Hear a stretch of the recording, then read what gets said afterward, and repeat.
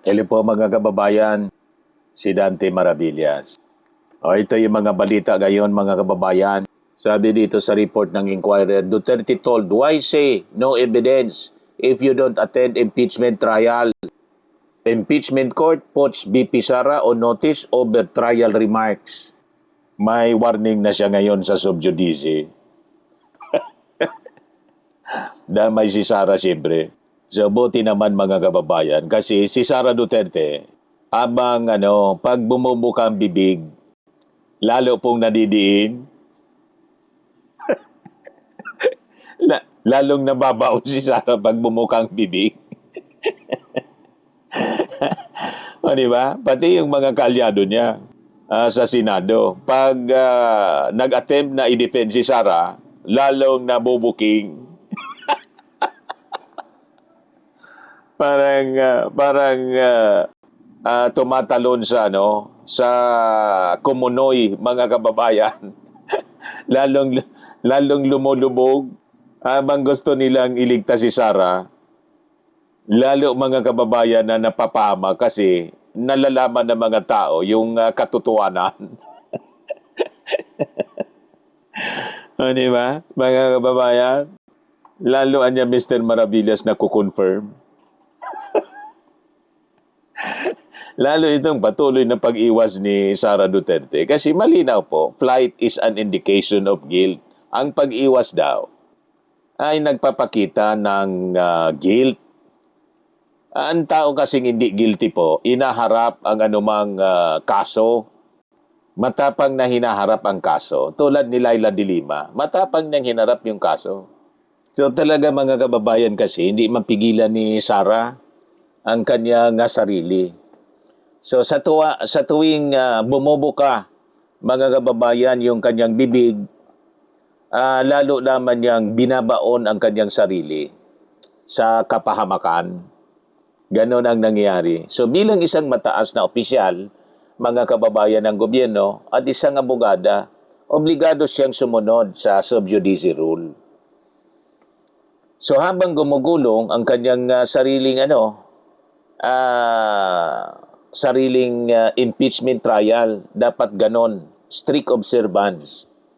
Kaya lang hindi mapigil yung kanyang bibig, kating-kati.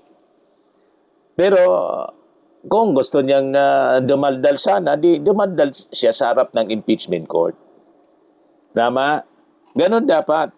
So ang kanyang kawalan ng kaalaman sa batas, although abogado siya, pero lumalabas ganon, ay hindi kailanman isang katanggap-tanggap mga kababayan na palusot. So ngunit ang kanyang mga galaw ay hindi naman talaga bunga mga kababayan ng kamangmangan, kundi isang sadyang pambabastos po at kawalan ng pakialam sa umiiral na batas. Sanay sila sa ganun eh. Sabi nga ni Sara, walang rules anya. Sabi niya doon sa Congress, walang rules. Di ba? So yun. So ang kanyang hayagang pagmaliit, mga kababayan, sa impeachment court, particular na kay Senate President Chis Escudero, ay nagpapakita ng kanyang lantarang pagwawalang bahala sa legal mga kababayan na proseso. So kung hindi totoo na siya ang mastermind ng dambuhalang scam na ito sa pundo ng bayan mga kababayan, bakit hindi siya magpakita sa kanyang sariling impeachment trial? Yun. Para linisin, mga kababayan, yung kanyang pangalan. Di ba po?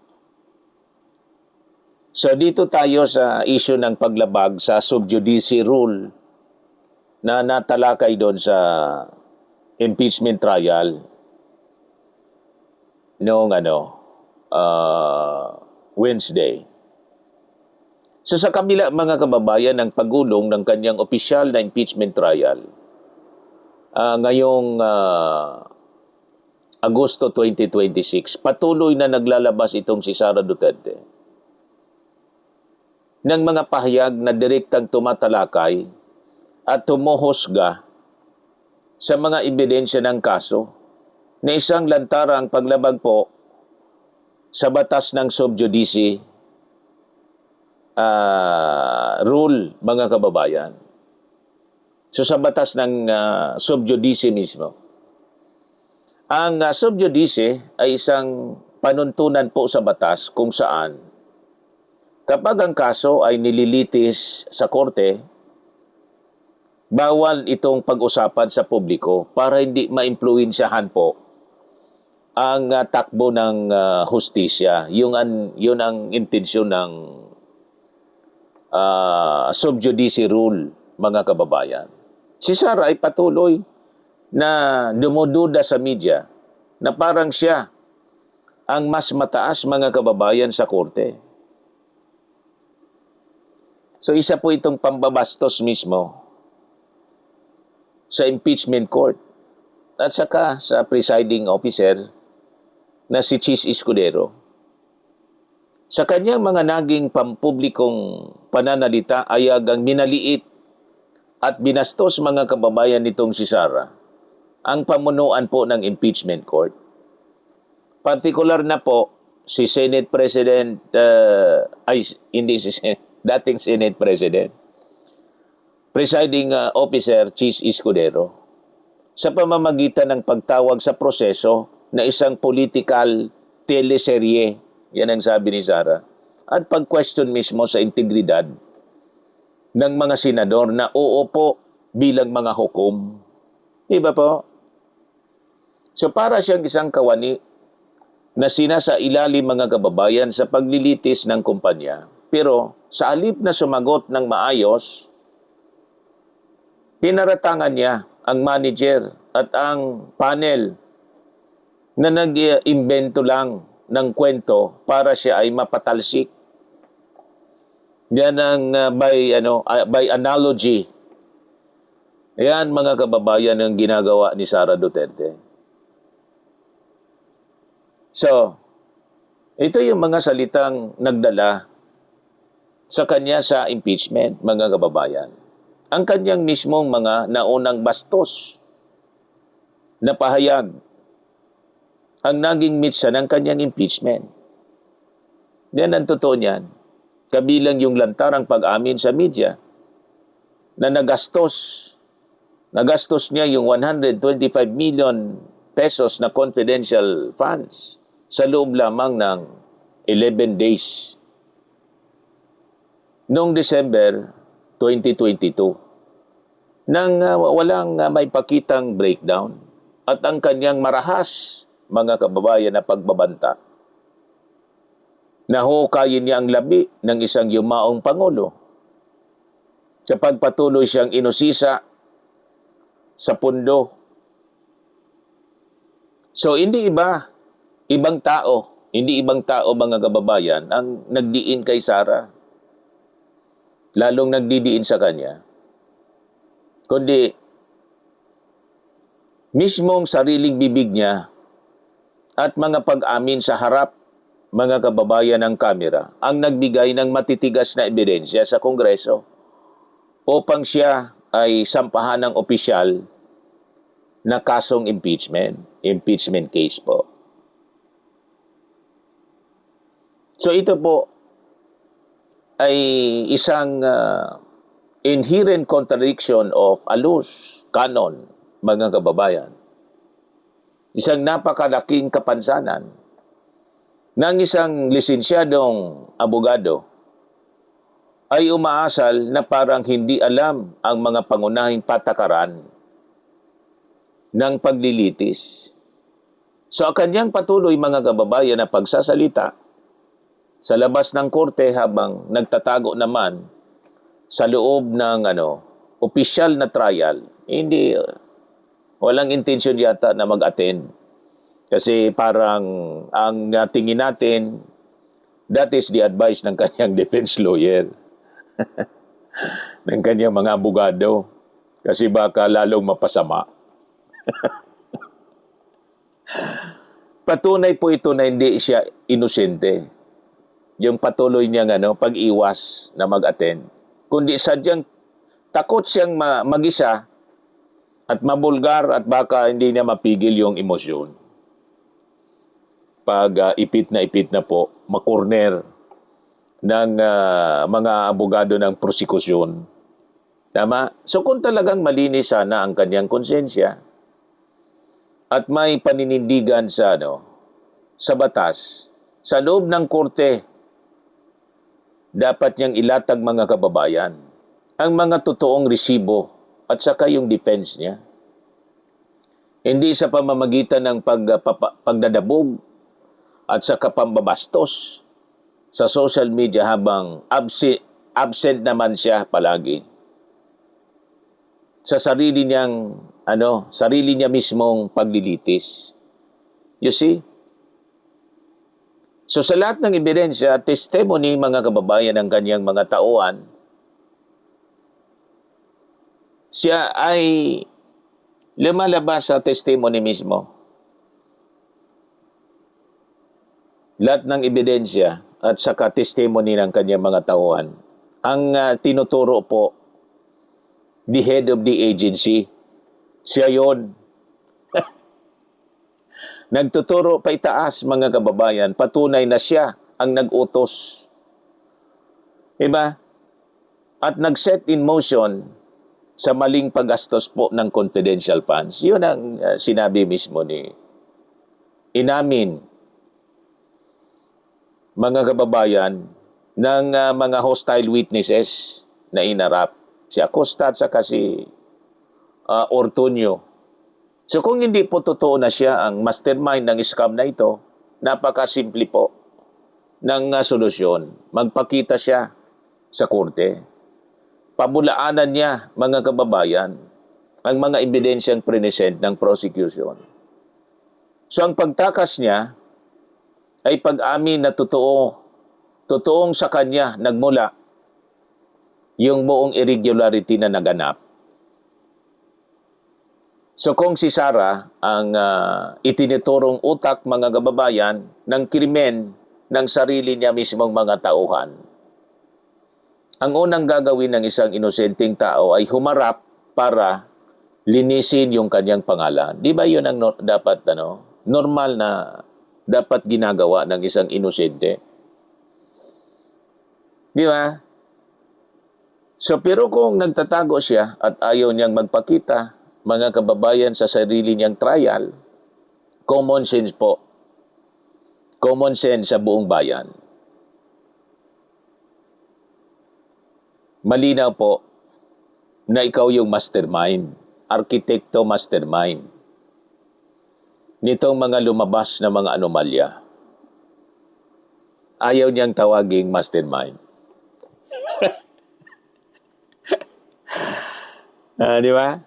So nakasaad mga kababayan sa Article 3 ng Civil Code of the Philippines, ng kawalan ng kaalaman sa batas ay hindi palusot upang umiwas sa pananagutan. Sabi nga, ignorance of the law excuses no one.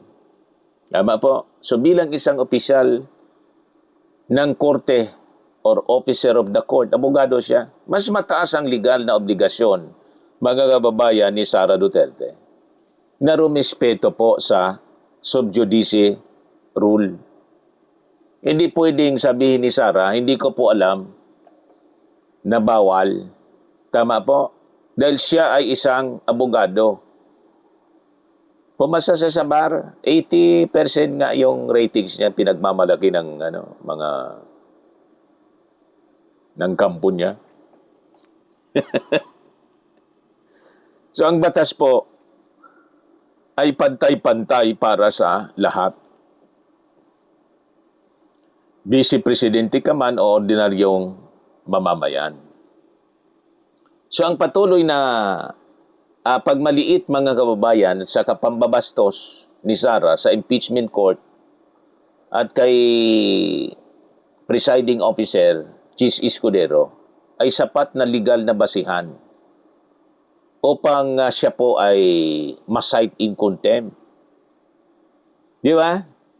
So ang ganitong kaseryoso mga kababayan, ganitong seryosong kawalan ng respeto sa sistema ng checks and balances ay naka, ano, nakatutugon sa definition ng betrayal of public trust sa ilalim po mga kababayan ng Article 11, Section 2 ng ating saligang batas, 1987 Constitution. So ang pangbabastos sa mga mambabatas na nakaupong hukom, mga senador, at ang hindi pagkilala mga kababayan sa kapangyarihan ng Senado na mag-imbestiga sa pera ng bayan ay isa ng malaking kasalanan na sapat upang tanggalin ang isang opisyal sa kanyang posisyon tulad ni Sara na isang impeachable officer or impeachable official. Abogada po si Sara Duterte, pero sub judice rule, lantarang binabastos. Dahil takot siya mga kababayan sa hustisya. So, galawang mastermind talaga ng malawakang scam. Tama. Yan po ang lumalabas dito. Mastermind ng malawakang scam. Ayaw niyang tawagin itong scam. Yan ang tawag mo dyan kung hindi scam. At ang gumawa, scammer. Di ba malinaw mga kababayan? Sa mga naghanap ng malinis and spacious fitness gym, pumunta lang po kayo sa aming Colossal Fitness Gym. We also offer Grab Car Rental with our brand new 2023 model ng Toyota Innova. We also accept booking for those who are planning to travel via PAL, Cebu Pacific, and other airline companies, local and international, and bills payment for Meralco Bills, PLDT, Aleco Bills, etc. Ang Colossal Fitness Gym is located at 3rd floor Security Bank Building, Landco Business Park, Legazpi City, Albay. For inquiries, look for Chilon Maravillas. Contact number 0966-802-0949. Yan yung aming Innova. Lagi na pong matao sa amin. Pati mga foreigners po, tingnan ninyo. Mga British tourists sila. Ang lalaki ng katawan na, mga kababayan, nag-gym sa amin. Ito naman po, Indian National. Ito mga mga European sila.